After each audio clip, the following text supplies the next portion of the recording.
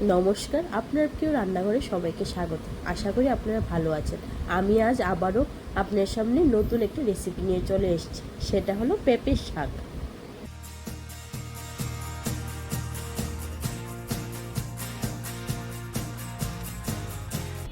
এই রেসিপিটা তৈরি করতে যা কিছু লাগছে আমি আপনাদের এক এক করে বলে দিচ্ছি।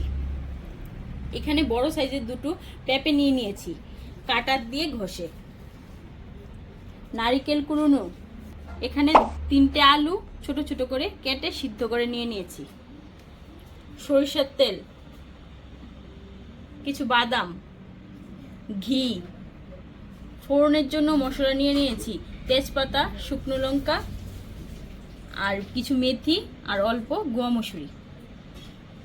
এখানে মশলা বাটা নিয়ে নিয়েছি লঙ্কা, আদা, এলাচি, দারচিনি, জিরে, ধনে, গুয়া মসুরি।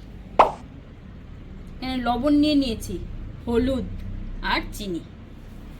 এখন গ্যাসের উপর একটা কড়াই বসিয়ে গ্যাসটা জ্বালিয়ে দিচ্ছি। কড়াইটা গরম হয়ে গেছে, কড়াইতে তেল দিয়ে দিচ্ছি 2 চামচ। তেলটাও গরম হয়ে গেছে, এখন আলুর টুকরোগুলো দিয়ে দিচ্ছি। আধা চামচ লবণ দিয়ে দিচ্ছি, আধা চামচের কম হলুদ দিয়ে দিচ্ছি। এখন আলুগুলো লাল লাল করে ভেজে নেব। আমার ভিডিওটা শুরু থেকে শেষ পর্যন্ত দেখার অনুরোধ রইল। আলুগুলো ভাজা হয়ে গেছে, এবার পেঁপের কুড়ানোগুলো দিয়ে দিচ্ছি।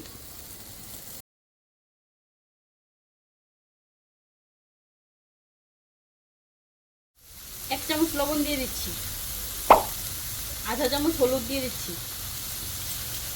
এখন ভালো করে সবগুলো একসাথে মিশিয়ে একটু ভাজা ভাজা করে নেব।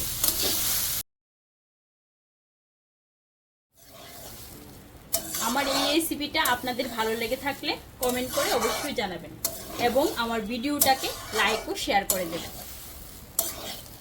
পেঁপে কুড়ানোগুলো ভাজা ভাজা হয়ে গেছে, এখন মিডিয়াম কাপ দিয়ে 1 কাপ জল দিয়ে দিচ্ছি। জলটা ভালো করে মিশিয়ে 5 মিনিটের জন্য ঢাকা দিয়ে দেব।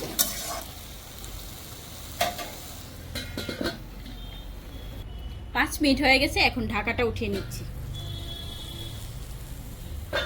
পেঁপে কুড়ানোগুলো নরম হয়ে গেছে, এখন আমি একটা পাত্রে নিয়ে নিচ্ছি।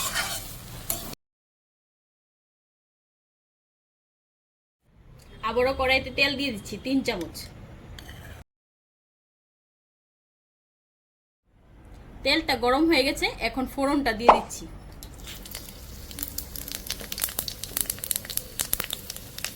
ফোড়নটা লাল লাল হয়ে গেছে, এখন আমি এখানে মশলা বাটাটা নিয়ে রেখেছিলাম, এটা দিয়ে দিচ্ছি।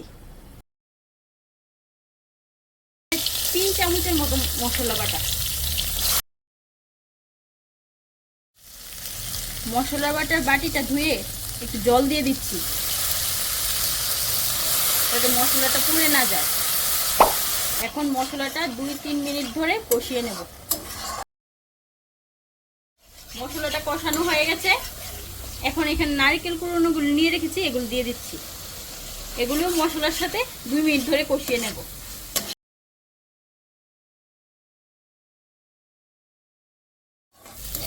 নারকেল কুড়োনোটা মশলার সাথে ভালো করে কষিয়ে নিয়েছি। এখন পেঁপেগুলো যে ভেজে রেখেছিলাম এগুলো দিয়ে দিচ্ছি। এখন ভালো করে মশলার সাথে মিশিয়ে নেব। 5 মিনিটের মতো মশলার সাথে পেঁপে কুড়োনোগুলো মিশিয়ে নিয়েছি। এখন চিনিটা দিয়ে দিচ্ছি। এখানে 2 চামচ চিনি নিয়েছি। বাদামগুলো দিয়ে দিচ্ছি। এখানে 2 চামচ ঘি নিয়েছিলাম, এটাও দিয়ে দিচ্ছি। এখন ভালো করে সবগুলো একসাথে মিশিয়ে নেব। 2-3 মিনিট ধরে সবগুলো মিশিয়ে নিয়েছি। এখন 2 মিনিটের জন্য ঢাকা দিয়ে দেব।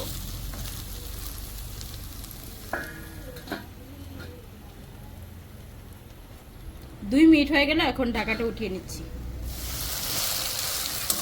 আমার রেসিপিটা আপনাদের ভালো লেগে থাকলে আমার চ্যানেলটাকে সাবস্ক্রাইব করে পাশে থাকা বেল আইকনটা ক্লিক করে দেবেন। তৈরি হয়ে গেল পেঁপের শাক রেসিপিটা। দেখুন কি সুন্দর হয়েছে।